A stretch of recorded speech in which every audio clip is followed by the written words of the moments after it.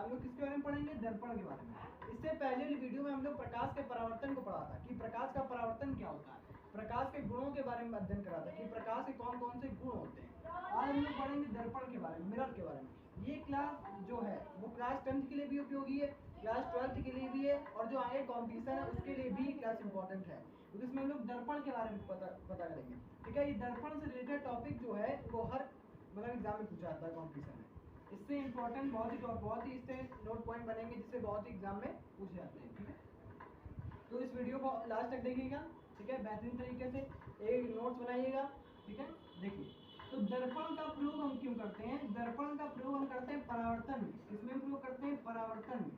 ठीक है, दर्पण का प्रयोग किसमें होता है? प्रकाश के परावर्तन में इसका प्रयोग करते हैं, दर्पण का प्रयोग। अब ये दर्पण क्या होता है? जैसे अपने घरों में आपने आईना देखा होगा, तो ये भी दर्पण होता है, लेकिन ये कैसा दर्पण होता है? समतल दर्पण होता है। अभी हम लोग जानेंगे क्या होता है ये। ठीक है, तो दर्पण का मोस्टली प्रयोग किसमें करते हैं? प्रकाश के परावर्तन में। दर्पण कुछ और नहीं होता। दर्पण में क्या होता है? एक लाइक दैट एक सतह होती है, सरफेस होती है, जिस पर पॉलिश कर दी जाती है, जिस पर क्या कर देते हैं? हम पॉलिश कर देते हैं। भाई इस पॉलिश का काम क्या होता है कि इससे क्या होता है, जैसे कि कोई भी प्रकाश किरण आएगी, इससे टकरा कर इसका इधर भाग जाएगा। मतलब जैसे ही कोई प्रकाश किरण से पड़ेगी तो लगभग 80% जो भाग होगा वो इसके द्वारा क्या कर दिया जाएगा? परावर्तित कर दिया जाएगा। लगभग 80% भाग क्या होगा? परावर्तित हो जाएगा, परावर्तित। इसे ही कहते हैं हम दर्पण। अब कह दो 20% जो बचा 20% क्या होगा? जो शेष जो 20% होगा, जो शेष बचा जो 20% जो भाग बचा वो क्या होगा?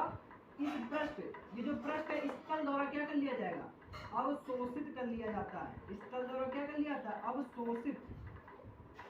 जैसे यहाँ पर कोई प्रकाश किरण आ रही है, जैसे कोई प्रकाश किरण आ रही है तो उसका लगभग 80% भाग क्या हो जाता है? परावर्तित हो जाता है। लगभग 80% भाग परावर्तित हो जाता है, और 20% जो भाग होता है बचा 20% वो तल द्वारा क्या कर लिया जाता है? अवशोषित कर लिया जाता है, तल द्वारा अवशोषित कर लिया जाता है। तो अगर कोई पूछ ले कि दर्पण होता क्या है, तो दर्पण क्या होता है? ऐसा चमकदार या ऐसा चिकना पृष्ठ जिस पर पड़ने वाला प्रकाश का अधिकांश भाग, प्रकाश का अधिकांश भाग, देखो अधिकांश यानी 80% भाग, अधिकांश भाग उस तल से टकरा कर क्या हो जाता है? परावर्तित हो जाता है। उस तल से क्या हो जाता है? परावर्तित हो जाता है। तो उसे हम क्या कहते हैं?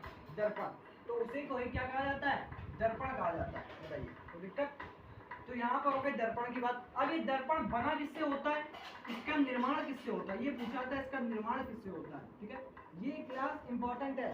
10th वालों के लिए भी क्लास इंपॉर्टेंट है, जो 12th में उनके लिए भी इंपॉर्टेंट है, जो कॉम्पिटिशन की तैयारी कर रहे हैं उनके लिए भी क्लास इंपॉर्टेंट है।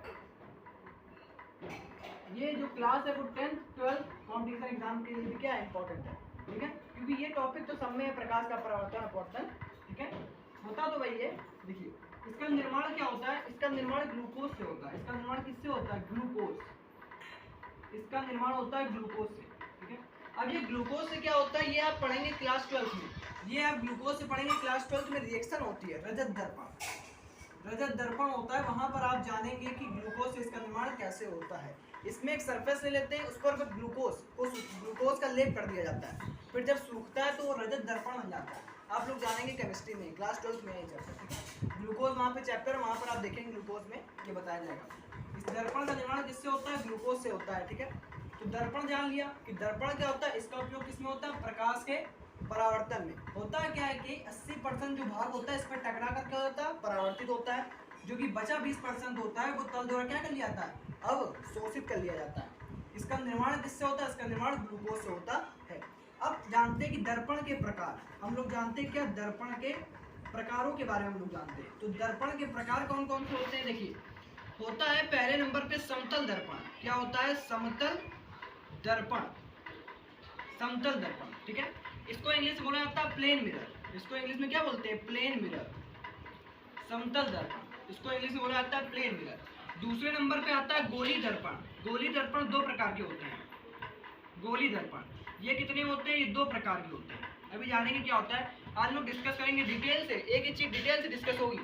ये 10th के लिए भी है, 12th के लिए भी है, और कॉम्पिटिशन एग्जाम के लिए भी है। ठीक है, बस 10th में इसका लेवल थोड़ा कम होता है, 12th में ज्यादा होता है, कॉम्पिटिशन में थोड़ा और ज्यादा होता है। तो गोली दर्पण में पहले नंबर पे आता है अवतल दर्पण। क्या आता है? अवतल दर्पण। ठीक है, अवतल दर्पण इसको बोला जाता है कॉनकेव मिरर, इसको बोलते हैं इंग्लिश में कॉनकेव, इसको बोलते हैं कॉनकेव मिरर, ठीक है। दूसरे नंबर पे आता है उत्तल दर्पण, दूसरे पे क्या आता है उत्तल दर्पण, इसको बोला जाता है कॉन्वेक्स, इसको क्या बोलते हैं कॉन्वेक्स मिरर, ठीक है। अवतल दर्पण को बोलते हैं कॉनकेव मिरर, उत्तल दर्पण को बोलते हैं कॉन्वेक्स मिरर। अगर कोई पूछे दर्पण कितने प्रकार का होता है, दो प्रकार का, समतल दर्पण और गोली दर्पण। गोली दर्पण और दो प्रकार के होते हैं, अवतल और उत्तल। अब ये डिटेल से एक के बारे में हम लोग अध्ययन करेंगे कि डिटेल से क्या है ये, ठीक है। तो हम लोग पहले अध्ययन करते हैं किसके बारे में, समतल दर्पण के बारे में। सबसे पहले पढ़ेंगे समतल दर्पण के बारे में। देखिए जिसको नोट करना है वो नोट कर ले, वीडियो स्टॉप करके नोट कर ले, बेहतरीन तैयारी के साथ बेहतरीन नोट्स बनाइए इसके। दर्पण सबसे इंपॉर्टेंट टॉपिक है, ठीक है, इससे क्वेश्चन जरूर बनता है, इसके उपयोगों से क्वेश्चन जरूर आता है।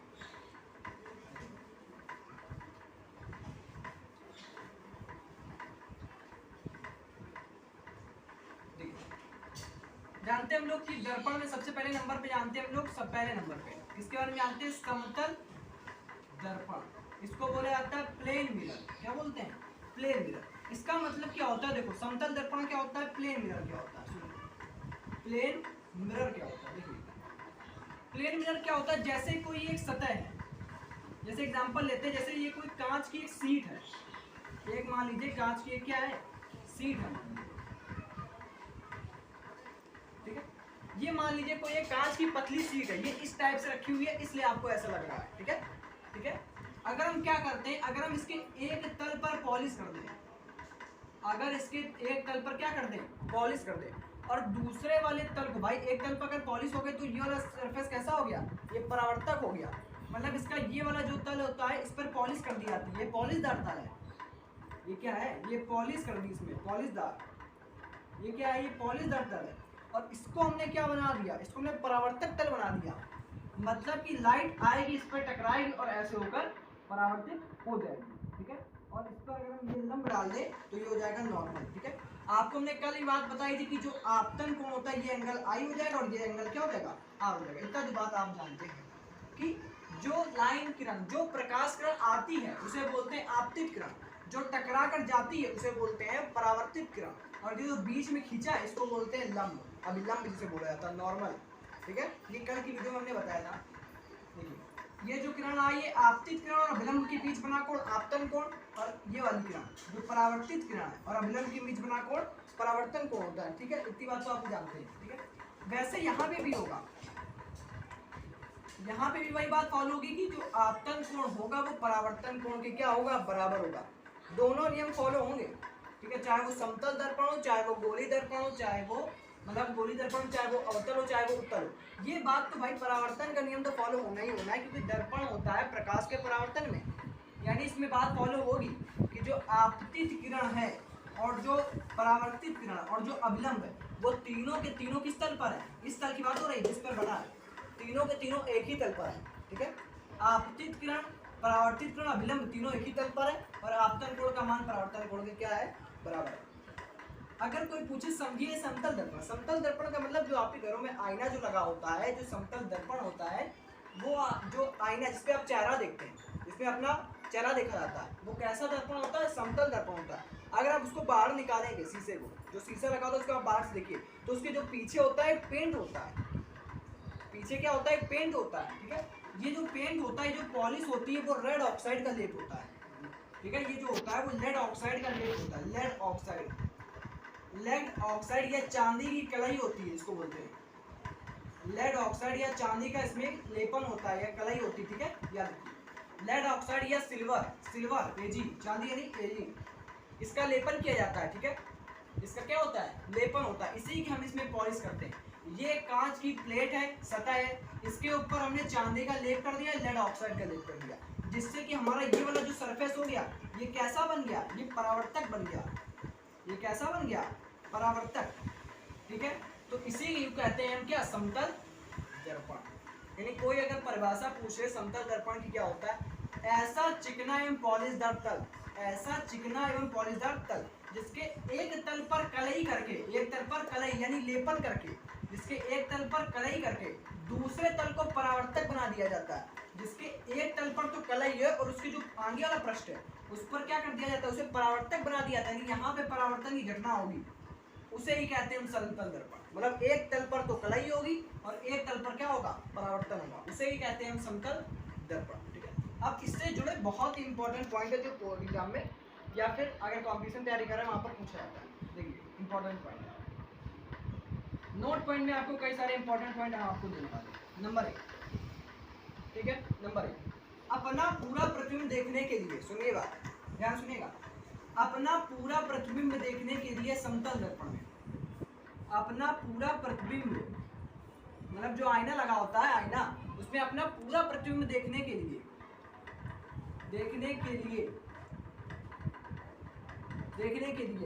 जो लंबाई होनी चाहिए, जो शीशे यानी दर्पण की जो लंबाई होनी चाहिए, दर्पण की जो लंबाई होनी चाहिए वो वस्तु की लंबाई की क्या होती है, आधी होती है। वस्तु की लंबाई की क्या होती है, आधी।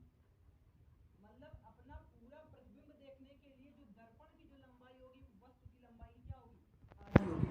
ठीक है, अगर आप 6 इंच के हैं तो आपका जो दर्पण होगा वो 3 इंच का होना चाहिए, उसकी जो लंबाई होनी चाहिए वो 3 इंच होनी चाहिए। ठीक है, बस भाई, यानी जो जितने मतलब जितने इंच की आपकी वस्तु होगी उतनी लंबाई के आधा, उतनी लंबाई का आधा आपका दर्पण होगा।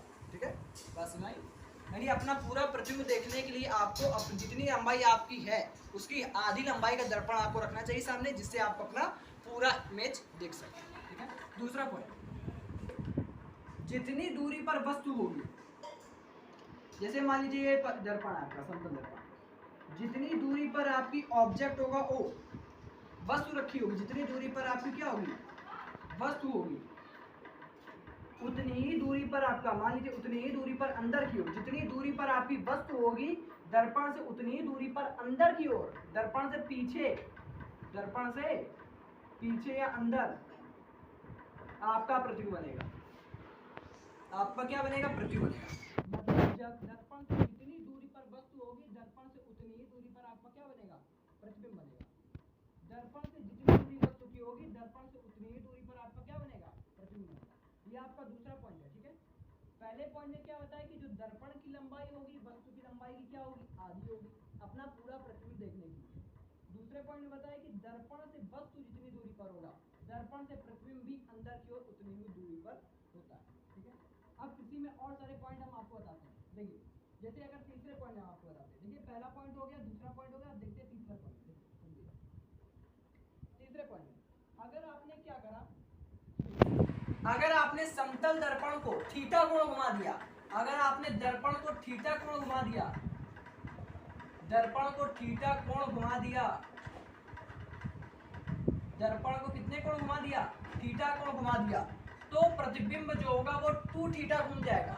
अगर आपने दर्पण को थीटा कोण घुमाया है तो जो प्रतिबिंब होगा, तो प्रतिबिंब कितने कोण घूम जाएगा, 2 थीटा कोण घूम जाएगा, 2 थीटा कोण घूम जाएगा।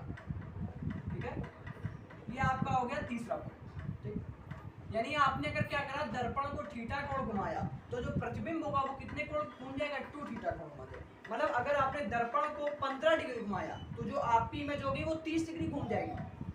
अगर आपने दर्पण, आपके चैनल जिसमें देखते हैं आप अपना इमेज देखते हैं, दर्पण देखते हैं, अगर दर्पण को आपने थोड़ा सा घुमाया तो आप जो आपका जो प्रतिबिंब बने, जैसे मोबाइल में आपने अगर थोड़ा सा उसको घुमाया तो उसकी जो इमेज होगी वो भी थोड़ा उससे दुगना घूम जाएगी।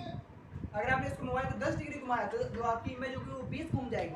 अगर 15 में घुमाओगे तो 30, ठीक है, मतलब उसका डबल घूम जाएगा। ये तो बात आपको समझ आ गई होगी। अब तीसरे पे अब चौथा पॉइंट सुनिए। चौथा पॉइंट क्या है कि दो समतल दर्पण को अगर हम थीटा कोण पर रख दें, ठीक है, दो समतल दर्पण को थीटा कोण रखने पर,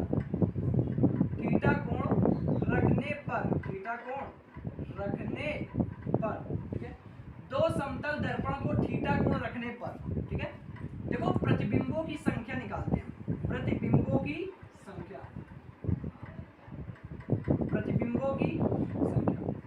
मतलब दो समतल दर्पण है, ठीक है, तो दो समतल दर्पण को थीटा कोण रखने पर प्रतिबिंबों की संख्या का फॉर्मूला हम आपको दे रहे हैं। देखिए पहला नंबर फॉर्मूला होता है 360 बटे थीटा, फॉर्मूला होता है 360 बटे थीटा। 360 बटे में थीटा, ठीक है। जैसे एग्जांपल में n बराबर होता है 360 बटे में थीटा और माइनस का 1 होता है, ये भी होता है। n बराबर होता है 360 बटे थीटा, मोस्टली 360 बटे थीटा ही होता है। 1 क्यों करेंगे अभी बताते हैं आपको, ठीक है। देखिए जैसे एग्जांपल में अगर हम बात करें, जैसे कि थीटा मान लीजिए 90 डिग्री है, मतलब दो समतल दर्पण का जो झुकाव है वो कितना है, 90 डिग्री है। तो बताइए प्रतिबिंब कितने बनेंगे, चलो निकालो। n बराबर कितना हो जाएगा 360 बटे थीटा कितना है, थीटा 90, तो यहाँ पे रख लो 90, काट दीजिए, 9 को 36, 0 से 0 कैंसिल हो गया, ठीक है। यानी कितना आ गया 4। अब समझिए जब समय, जब क्या है समय, जब समय, ये क्या है समय, ये क्या है समय, 4 क्या है समय। अगर सम आएगा, अगर कैसा आएगा, अगर सम आएगा तो आप क्या करेंगे, 4 में 1 को घटा लेंगे।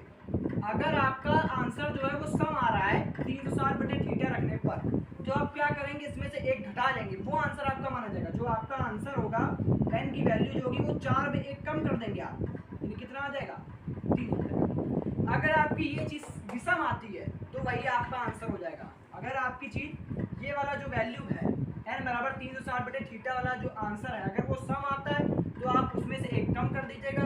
अगर ये आंसर विषम आता है तो आपका आंसर यही होगा 360 बटे थीटा माइनस। बताइए कोई दिक्कत, ये आपका हो गया कितना, चौथा पॉइंट हो गया, बताइए, ठीक है। तो ये सब चीजें थी आपकी। एक और लास्ट वाला पॉइंट दे रहे हैं आपको, एक और पॉइंट सुनिए, जरा सुनिए, इसी में देखते हैं। देखिए अगर आप दर्पण की ओर, इसी में हम 5वां पॉइंट भी आपको इंक्लूड कर दे रहे हैं, ठीक है। जैसे समझिए अगर आप दर्पण की ओर v चाल से चल रहे हैं, अगर आप दर्पण की ओर v चाल से चल रहे हैं, तो जो अगर आप दर्पण की ओर v चाल से जा रहा है तो आपका प्रतिबिंब जो होगा वो 2v चाल से आएगा, आगे बढ़ेगा। मतलब आप जा रहे हो दर्पण से v चाल की ओर, जो आपका प्रतिबिंब होगा वो इधर की ओर जाएगा, कितनी चाल से, 2v चाल से, बस राइट। यानी अगर आप v चाल से दर्पण की ओर दौड़ रहे हैं तो आपका जो प्रतिबिंब होगा वो 2v चाल से आगे आएगा। अगर थीटा से तो 2 थीटा, v चाल से तो 2v चाल से। मतलब अगर दर्पण को थीटा को घुमाओगे तो 2 थीटा घूमेगा, अगर v चाल से आगे बढ़ोगे तो जो प्रतिबिंब होगा वो 2v चाल से आगे बढ़ेगा, ठीक है। मतलब अगर आप दर्पण के 15 मीटर पर सेकंड से दौड़ रहे हो तो जो आपका इमेज होगा वो 30 मीटर पर सेकंड से आपकी ओर आएगा। अगर आप 10 मीटर पर सेकंड की ओर से जा रहे हो तो जो इमेज होगी वो 20 मीटर प्रति सेकंड की ओर से आएगा, ठीक है। मतलब जितनी चाल से तुम दर्पण की ओर जा रहे हो उससे दुगनी चाल से उसका प्रतिबिंब क्या होगा, तुम्हारी ओर आएगा, ठीक है। इसीलिए आप जिसमें, इसीलिए जैसे जिम में जाते हैं, जैसे दौड़ते हैं आप, तो लगेगा कि आप 30 की स्पीड से दौड़ रहे हो, 15-20 की स्पीड से दौड़ रहे हो, और आप जब आप शीशे में देखोगे तो आपको लगेगा हम 40 की स्पीड से दौड़ रहे हैं। वो ऐसा इसलिए होता है क्योंकि वहाँ पर जो आप जिसमें आप अपनी इमेज देखते हो वो समतल दर्पण होता है। आप दौड़ोगे, आप जिस पर दौड़ा जाता है, अगर आप उस पर 20 से दौड़ोगे तो आपको दिखेगा कि किस पर है, 40 पर, बस भाई। यानी अगर आप 20 से दौड़ोगे तो लगेगा कि आप 40 से दौड़ रहे हो, बस भाई। मतलब जितनी चाल से आप दौड़ोगे उसका प्रतिबिंब, जो आपका जो प्रतिबिंब होगा वो उसके दुगने से वर्क करेगा, ठीक है। बताइए कोई दिक्कत। तो समतल दर्पण से रिलेटेड जितने भी पॉइंट थे सब हमने आपको बता दिए। और इंपॉर्टेंट बात हम कर लेते हैं कि समतल दर्पण का उपयोग कहाँ कहाँ होता है, ये भी जान लेते जाते थे कि समतल दर्पण का उपयोग कहाँ कहाँ होता है। तो समतल दर्पण का जो उपयोग होता है ये होता है पेरिस्कोप, पेरिस्कोप और क्लाइडोस्कोप, क्लाइडोस्कोप। समतल दर्पण का जो उपयोग होता है वो किसमें किसमें होता है, पेरिस्कोप में होता है और क्लाइडोस्कोप में होता है। समतल दर्पण का जो उपयोग होता है वो होता है पेरिस्कोप में और क्लाइडोस्कोप में इसका प्रयोग होता है, ठीक है। और बात बता देते हैं आपको कि जो समतल दर्पण जो होता है वो हमेशा प्रतिबिंब जो आपका बनाता है आभासी बनाएगा, और आपका प्रतिबिंब जो होगा वो सीधा बनाएगा और वस्तु के बराबर आकार का ही बनाता है। याद रखिएगा जो समतल दर्पण जो होता है वो कैसा प्रतिबिंब बनाता है, आपका आभासी प्रतिबिंब बनाता है, ठीक है। आभासी नहीं, आभासी प्रतिबिंब बनाएगा, क्योंकि ये दर्पण के पीछे बना रहा, अंदर क्यों बनाता है, आभासी प्रतिबिंब बनाता है, ठीक है। ये जो दर्पण होता है वो अपना प्रतिबिंब आभासी बनाता है। जानेंगे हम लोग अभी आगे, जानेंगे कि आभासी क्या होता है, वास्तविक क्या होता है, ठीक है। इसी वजह से मैं नहीं बता रहा, तो हम जानेंगे आगे क्या होता है दर्पण कैसे, मतलब समतल दर्पण कैसे प्रतिबिंब बनाता है, उत्तल कैसे बनाता है, अवतल कैसे बनाता है। तो आज क्लास में हम लोगों ने क्या पढ़ा, समतल दर्पण के बारे में पढ़ा। अगर आपको ये वीडियो अच्छी लगी हो तो इसे लाइक करिएगा, शेयर करिएगा और उसे सब्सक्राइब करिएगा, ठीक है। अगर वीडियो आपको पसंद लगी हो तो फिर मिलेंगे नेक्स्ट वीडियो में। समतल दर्पण हमने कंप्लीट कर लिया, फिर हम लोग आएंगे तो हम लोग पढ़ेंगे उत्तल दर्पण और अवतल दर्पण, फिर डिस्कस करेंगे इसके कैसे इसके इमेज बनता है, ठीक है। इसको नोट कर लीजिएगा, चलते हैं दर्पण के किसके बारे में पढ़ेंगे? दर्पण के बारे में। इससे पहले वाली वीडियो में हम लोग प्रकाश के परावर्तन को पढ़ा था कि प्रकाश का परावर्तन क्या होता है, प्रकाश के गुणों के बारे में अध्ययन करा था कि प्रकाश के कौन कौन से गुण होते हैं। आज हम लोग पढ़ेंगे दर्पण के बारे में, मिरर के बारे में। ये क्लास जो है वो क्लास 10th के लिए भी उपयोगी है, क्लास 12th के लिए भी है, और जो आगे कॉम्पिटिशन है उसके लिए भी क्लास इंपॉर्टेंट है, क्योंकि इसमें हम लोग दर्पण के बारे में पता करेंगे। ठीक है, ये दर्पण से रिलेटेड टॉपिक जो है वो हर मतलब एग्जाम में पूछा जाता है कॉम्पिटिशन में। इससे इंपॉर्टेंट बहुत ही इससे नोट पॉइंट बनेंगे जिससे बहुत ही एग्जाम में पूछे जाते हैं। ठीक है, तो इस वीडियो को लास्ट तक देखिएगा। ठीक है, बेहतरीन तरीके से एक नोट्स बनाइएगा। ठीक है, देखिए तो दर्पण का प्रयोग हम क्यों करते हैं? दर्पण का प्रयोग हम करते हैं परावर्तन में। किसमें प्रयोग करते हैं? परावर्तन में। ठीक है, दर्पण का प्रयोग किसमें होता है? प्रकाश के परावर्तन में इसका प्रयोग करते हैं, दर्पण का प्रयोग। अब ये दर्पण क्या होता है? जैसे अपने घरों में आपने आईना देखा होगा तो ये भी दर्पण होता है, लेकिन ये कैसा दर्पण होता है? समतल दर्पण होता है। अभी हम लोग जानेंगे क्या होता है ये। ठीक है, तो दर्पण का मोस्टली प्रयोग किसमें करते हैं? प्रकाश के परावर्तन में। दर्पण कुछ और नहीं होता, दर्पण एक क्या होता है? एक लाइक दैट एक सतह होती है, सरफेस होती है, जिस पर पॉलिश कर दी जाती है, जिस पर क्या कर देते हैं? हम पॉलिश कर देते हैं। भाई इस पॉलिश का काम क्या होता है कि इससे क्या होता है, जैसे कि कोई भी प्रकाश किरण आएगी इससे टकरा कर इसका इधर भाग जाएगा। मतलब जैसे ही कोई प्रकाश किरण पे पड़ेगी तो लगभग 80% जो भाग होगा वो इसके द्वारा क्या कर दिया जाएगा? परावर्तित कर दिया जाएगा। लगभग 80% भाग क्या होगा? परावर्तित हो जाएगा, परावर्तित। इसे ही कहते हैं दर्पण। अब कह दो 20% जो बचा 20% क्या होगा? जो शेष जो 20% होगा, तो शेष बचा जो 20% जो भाग बचा वो क्या होगा? इस पृष्ठ, ये जो पृष्ठ है इस तल द्वारा क्या कर लिया जाएगा?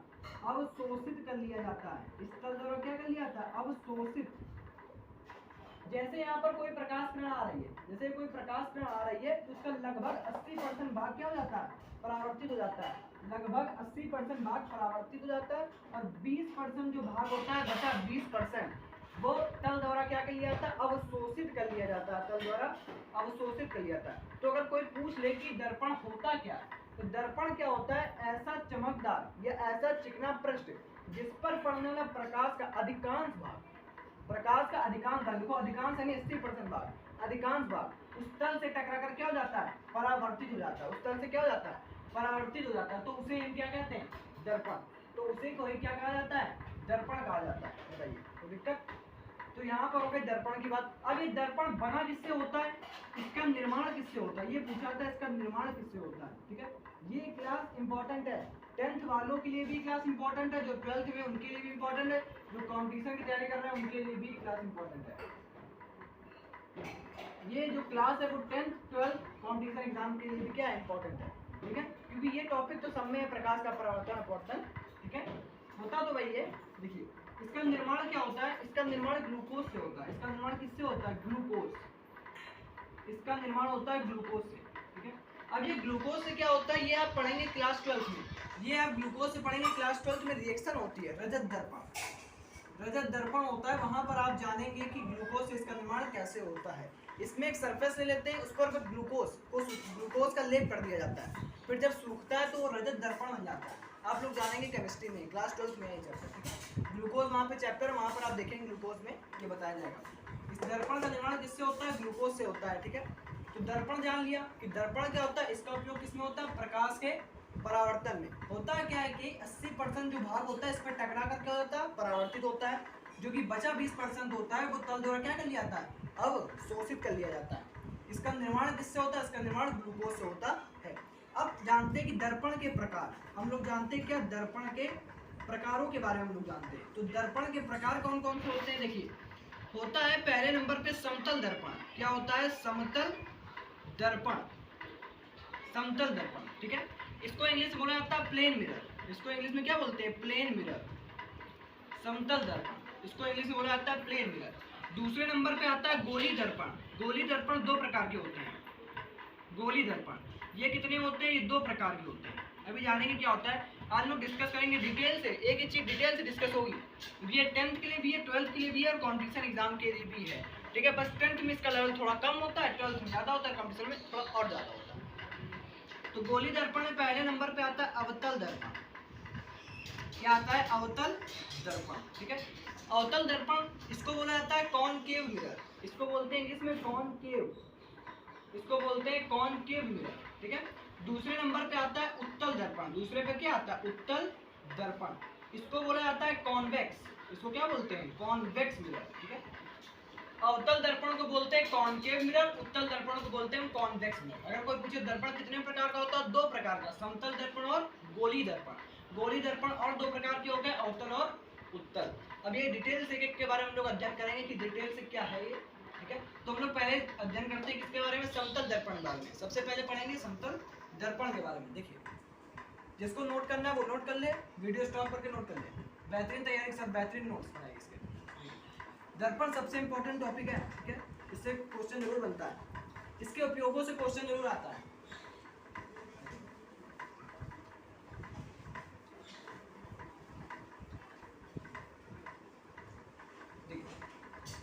जानते हैं हम लोग कि दर्पण में सबसे पहले नंबर पे जानते हैं हम लोग, सब पहले नंबर पे इसके बारे में जानते हैं समतल दर्पण, इसको बोला जाता है प्लेन मिरर। क्या बोलते हैं, प्लेन मिरर। इसका मतलब क्या होता है, देखो समतल दर्पण क्या होता है, प्लेन मिरर क्या होता है, सुनो प्लेन मिरर क्या होता है। देखिए प्लेन मिरर क्या होता है, जैसे कोई एक सतह है, जैसे एग्जांपल लेते हैं, जैसे ये कोई कांच की एक सीट है, एक मान लीजिए कांच की एक क्या है सीट है, ठीक है। ये मान लीजिए कोई एक कांच की पतली सीट है, ये इस टाइप से रखी हुई है, इसलिए आपको ऐसा लग रहा है, ठीक है, ठीक है।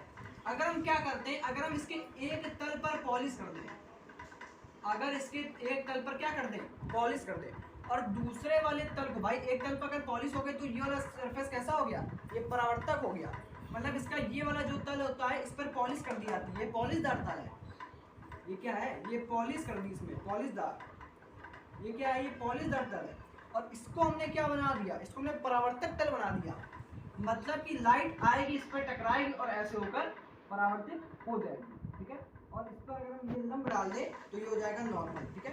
आपको हमने कल ही बात बताई थी कि जो आपतन कोण होता है ये एंगल आई हो जाएगा और ये एंगल क्या हो जाएगा आर हो जाएगा। इतना जो बात आप जानते हैं कि जो लाइन किरण, जो प्रकाश किरण आती है उसे बोलते हैं आपतित किरण, जो टकरा कर जाती है उसे बोलते हैं परावर्तित किरण, और जो बीच में खींचा है इसको बोलते हैं लंब, अभिलंब जिसे बोला जाता है नॉर्मल, ठीक है। ये कल की वीडियो में हमने बताया था। देखिए ये जो किरण आई है आपतित किरण और अभिलंब के बीच बना कोण आपतन कोण, और ये वाली किरण जो परावर्तित किरण है और अभिलंब के बीच बना कोण परावर्तन कोण होता है, ठीक है। इतनी बात तो आप जानते हैं, ठीक है। वैसे यहाँ पे भी होगा, यहाँ पे भी वही बात फॉलो होगी कि जो आपतन कोण होगा वो परावर्तन कोण के क्या होगा बराबर होगा, दोनों नियम फॉलो होंगे, ठीक है। चाहे वो समतल दर्पण हो, चाहे वो गोली दर्पण हो, चाहे वो मतलब गोली दर्पण, चाहे वो अवतल हो, चाहे वो उत्तल हो, ये बात तो भाई परावर्तन का नियम तो फॉलो होना ही होना है, क्योंकि दर्पण होता है प्रकाश के परावर्तन में, यानी इसमें बात फॉलो होगी कि जो आपतित किरण है और जो परावर्तित किरण और जो अभिलंब है वो तीनों के तीनों किस तल पर है, इस तल की बात हो रही है जिस पर बना है, तीनों के तीनों एक ही तल पर है, ठीक है। आपतित किरण, परावर्तित किरण, अभिलंब तीनों एक ही तल पर है, और आपतन कोण का मान परावर्तन कोण के क्या है बराबर है। अगर कोई पूछे समझिए समतल दर्पण, समतल दर्पण का मतलब जो आपके घरों में आईना जो लगा होता है, जो समतल दर्पण होता है वो जो आईना जिसपे आप चेहरा देखते हैं, जिसमें अपना चेहरा देखा जाता है, वो कैसा दर्पण होता है, समतल दर्पण होता है। अगर आप उसको बाहर निकालेंगे शीशे को, जो शीशा लगा होता है उसको आप बाहर से देखिए तो उसके जो पीछे होता है पेंट होता है, पीछे क्या होता है पेंट होता है, ठीक है।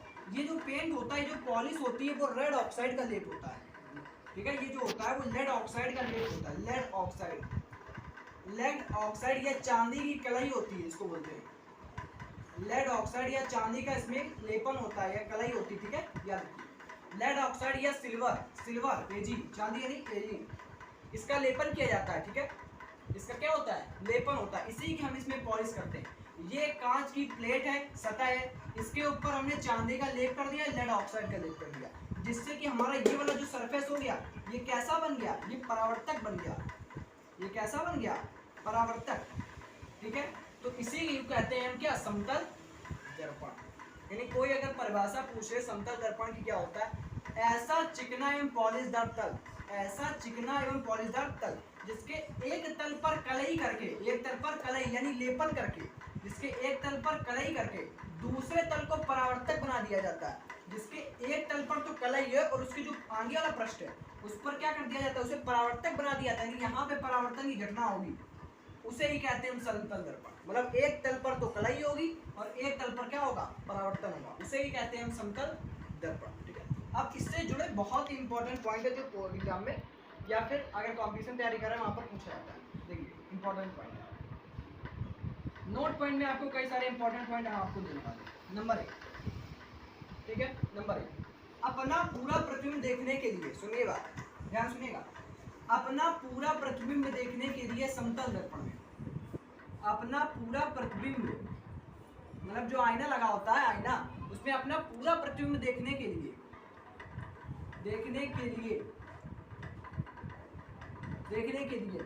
जो लंबाई होनी चाहिए, जो शीशे यानी दर्पण की जो लंबाई होनी चाहिए, दर्पण की जो लंबाई होनी चाहिए वो वस्तु की लंबाई की क्या होती है, आधी होती है। वस्तु की लंबाई की क्या होती है, आधी। मतलब अपना पूरा प्रतिबिंब देखने के लिए जो दर्पण की जो लंबाई होगी वो वस्तु की लंबाई की क्या होगी, आधी होगी। ठीक है। अगर आप 6 इंच के हैं तो आपका जो दर्पण होगा वो 3 इंच का होना चाहिए, उसकी जो लंबाई होनी चाहिए वो 3 इंच होनी चाहिए। ठीक है, बस भाई, यानी जो जितने इंच की आपकी वस्तु होगी उतनी लंबाई का आधा आपका दर्पण होगा।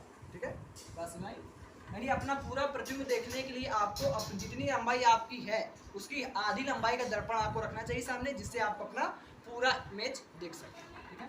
दूसरा पॉइंट, जितनी दूरी पर वस्तु होगी, जैसे मान लीजिए ये दर्पण है आपका समतल दर्पण, जितनी दूरी पर आपकी ऑब्जेक्ट होगा ओ वस्तु रखी होगी, जितनी दूरी पर आपकी क्या होगी, वस्तु होगी, उतनी ही दूरी पर आपका, मान लीजिए उतनी ही दूरी पर अंदर की ओर, जितनी दूरी पर आपकी वस्तु होगी दर्पण से उतनी ही दूरी पर अंदर की ओर, दर्पण से पीछे या अंदर आपका प्रतिबिंब बनेगा। आपका क्या बनेगा, प्रतिबिंब बनेगा।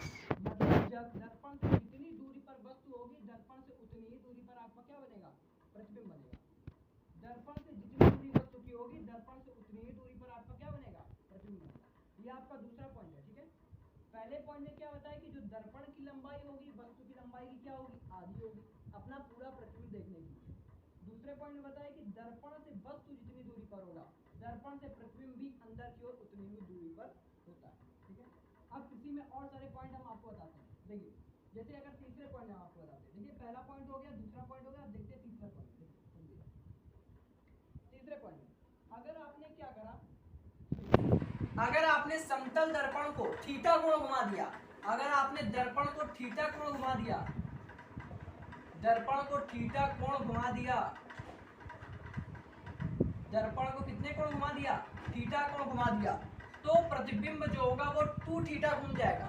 अगर आपने दर्पण को थीटा कोण घुमाया है तो जो प्रतिबिंब होगा, तो प्रतिबिंब कितने कोण घूम जाएगा, 2 थीटा कोण घूम जाएगा, 2 थीटा कोण घूम जाएगा। ठीक है, ये आपका हो गया तीसरा पॉइंट। ठीक, यानी आपने अगर क्या करा, दर्पण को थीटा कोण घुमाया तो जो प्रतिबिंब होगा वो कितने कोण घूम जाएगा, 2 थीटा कोण घुमा देगा। मतलब अगर आपने दर्पण को 15 डिग्री घुमाया तो जो आपकी इमेज होगी वो 30 डिग्री घूम जाएगी। अगर आपने दर्पण, आपके चेहरे जिसमें देखते हैं, आप अपना इमेज देखते हैं, दर्पण देखते हैं, अगर दर्पण को आपने थोड़ा सा घुमाया तो आप जो आपका जो प्रतिबिंब बने, जैसे मोबाइल में आपने अगर थोड़ा सा उसको घुमाया तो उसकी जो इमेज होगी वो भी थोड़ा उससे दुगना घूम जाएगी। अगर आपने इसको मोबाइल को 10 डिग्री घुमाया तो जो आपकी इमेज होगी वो 20 घूम जाएगी। अगर 15 में घुमाओगे तो 30, ठीक है, मतलब उसका डबल घूम जाएगा। ये तो बात आपको समझ आ गई होगी। अब तीसरे पे, अब चौथा पॉइंट, चौथा पॉइंट क्या है कि दो समतल दर्पण को अगर हम थीटा कोण पर रख दें, ठीक है, दो समतल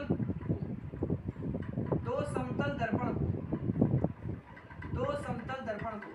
थीटा कोण रखने पर,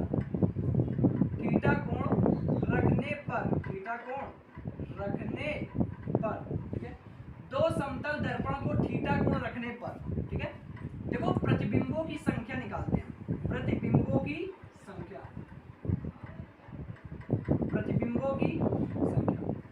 मतलब दो समतल दर्पण है, ठीक है, तो दो समतल दर्पण को थीटा कोण रखने पर प्रतिबिंबों की संख्या का फॉर्मूला हम आपको दे रहे हैं।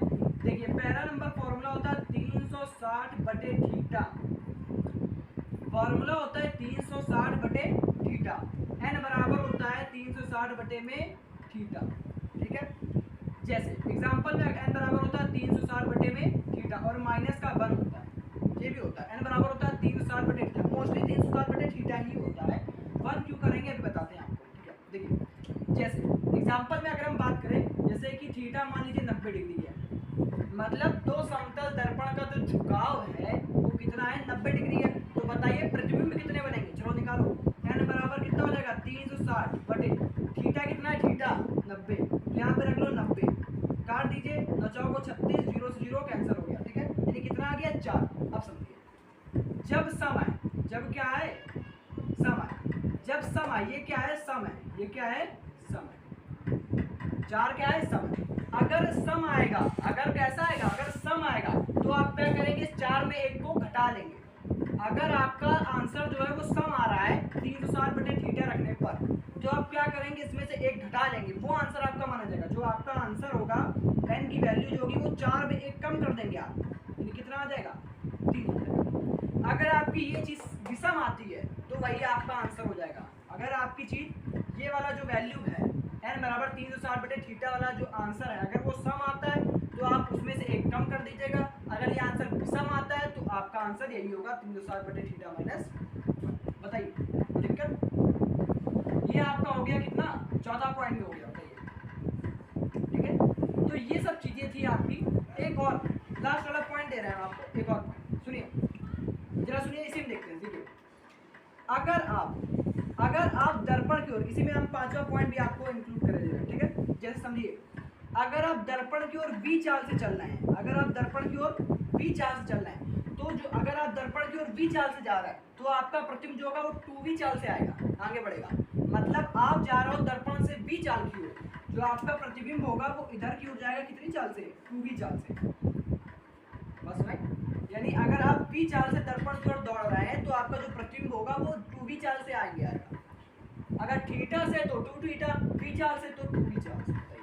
मतलब अगर दर्पण को थीटा की ओर घुमाओगे तो 2 थीटा घूमेगा, अगर v चाल से आगे बढ़ोगे तो जो प्रतिबिंब होगा वो 2v चाल से आगे बढ़ेगा, ठीक है।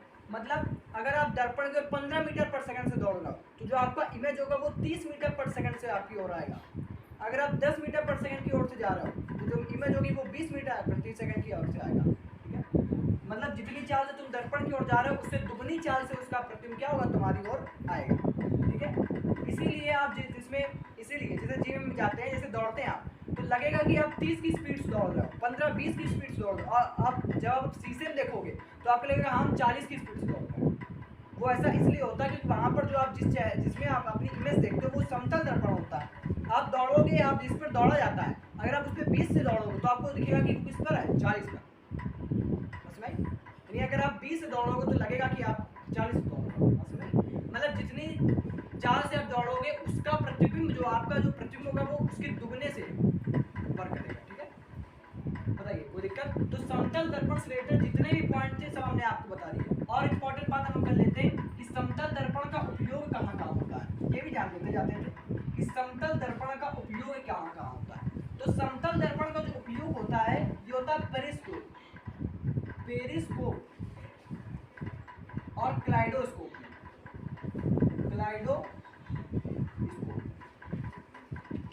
समतल दर्पण का जो उपयोग होता है वो किसमें होता है, पेरिस्कोप में होता है और क्लाइडोस्कोप में होता है। समतल दर्पण का जो उपयोग होता है वो होता है पेरिस्कोप में और क्लाइडोस्कोप में इसका प्रयोग होता है, ठीक है। और बात बता देते हैं आपको कि जो समतल दर्पण जो होता है वो हमेशा प्रतिबिंब जो आपका बनाता है आभासी बनाएगा, और आपका प्रतिबिंब जो होगा वो सीधा बनाएगा और वस्तु के बराबर आकार का ही बनाता है। याद रखिएगा, जो समतल दर्पण जो होता है वो कैसा प्रतिबिंब बनाता है, आपका आभासी प्रतिबिंब बनाता है, ठीक है। वास्तविक नहीं, आभासी प्रतिबिंब बनाएगा, क्योंकि ये दर्पण के पीछे बना रहा, अंदर क्यों बनाता है, आभासी प्रतिबिंब बनाता है, ठीक है। ये जो दर्पण होता है वो अपना प्रतिबिंब आभासी बनाता है। जानेंगे हम लोग अभी आगे, जानेंगे कि आभासी क्या होता है, वास्तविक क्या होता है, ठीक है। इसी वजह से मैं नहीं बता रहा, तो हम जानेंगे आगे क्या होता है दर्पण कैसे, मतलब समतल दर्पण कैसे प्रतिबिंब बनाता है, उत्तल कैसे बनाता है, अवतल कैसे बनाता है। तो आज क्लास में हमने क्या पढ़ा, समतल दर्पण के बारे में पढ़ा। अगर आपको ये वीडियो अच्छी लगी हो तो इसे लाइक करिएगा, शेयर करिएगा और उसे सब्सक्राइब करिएगा, ठीक है। अगर वीडियो आपको पसंद लगी हो तो फिर मिलेंगे नेक्स्ट वीडियो में। समतल दर्पण हमने कंप्लीट कर लिया, फिर हम लोग आएंगे तो हम लोग पढ़ेंगे उत्तल दर्पण और अवतल दर्पण, फिर डिस्कस करेंगे इसके कैसे इसके इमेज बनता है, ठीक है। इसको नोट कर लीजिए।